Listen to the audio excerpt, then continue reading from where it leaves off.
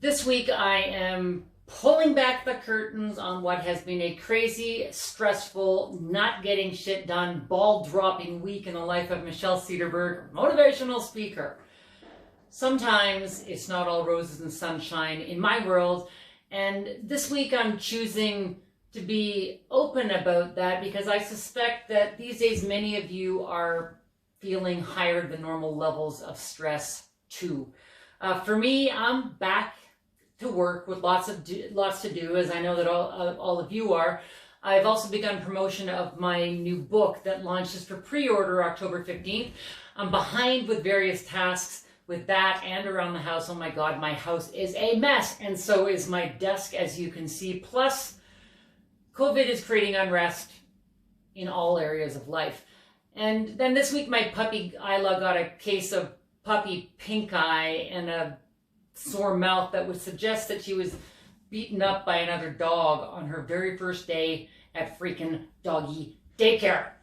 So I've been at the vet all week, in and out, and with the constant worrying and endless monitoring, I had to change my week. I had to reschedule some client calls and delay this week's video and basically put work on hold for puppy. Yes, I know that you can relate, and sure, you can say that that's life. And while we all have the strength within us to get through it, some days, or in some cases, some weeks, it feels less manageable than others. Yes, I know that you can relate, and I've said it before. We're living through crazy times right now, which might necessitate a different approach for combating the stress. So today, I want to share a few ideas around what happens when things get out of hand in work or life or both, and how to deal with it. The first tip I'm going to give is kind of out in left field. When the shit hits the fan, start by turning off the fan. Now, this may seem like an obvious tip, but when we're in the thick of it, we'll often overlook the simple stress management tools that are right in front of us. And before things get worse, turn off the fan. Now, in this case, the fan is your life and everything that you've got spinning all around in it. Some days you can manage high-speed airflow on full oscillation and get through it like a champion. Some days you may need to slow it down and focus that air in one direction. And if you had a week like mine, sometimes you might need to shut that fan off for a while and sit in the silence and the stickiness of it.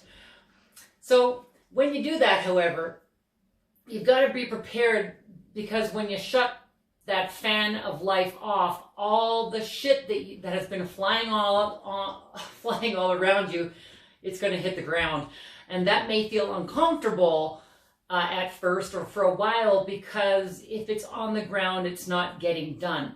But that will give you a chance to identify all of the tasks and to-dos that have been blowing around you, and provide you an opportunity to prioritize what's really important for you right now, in this moment. And for me, this week went from doing coaching calls and making social media posts about the book and shooting videos in a timely manner to addressing my puppy's health needs. She's my kid. And then if she's not well, nothing else matters. I know you can relate to that if you're a puppy parent or a kid parent. My girlfriend went through exactly the same thing this week with her daughter, and for both of us, priorities needed to shift. And I realized that, between vet visits and doggy monitoring and worry fatigue, I needed to surrender, to accept the fact that some tasks this week will be left undone, that some will be delayed, like this video, which you're getting on a Friday instead of a Wednesday, and in the grand scheme of things, that would be okay.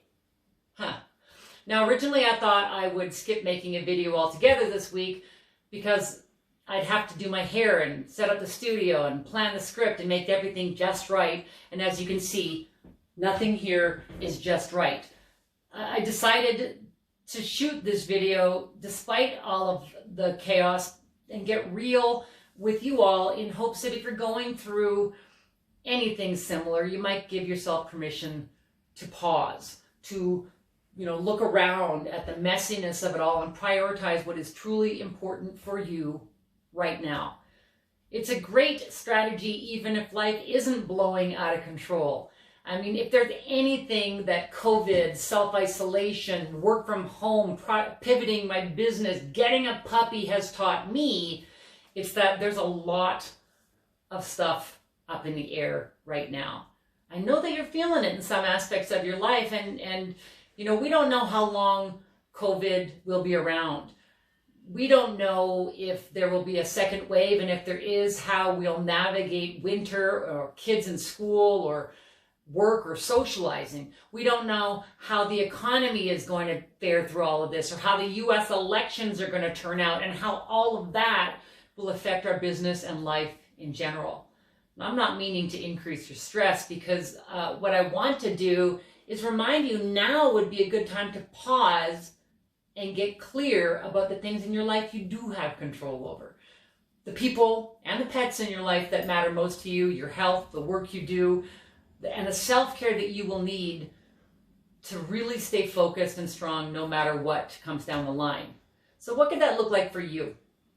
I'm taking care of Puppy and focusing on my book launch and prioritizing daily movement as a sanity saver of sorts. Those are my 3 that I'm trying to prioritize.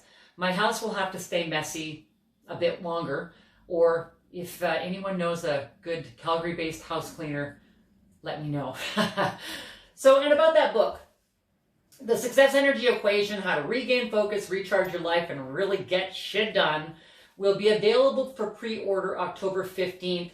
And today, I feel like I need to go back and read my own book. And I'm hoping when it's available, you'll want to read it too.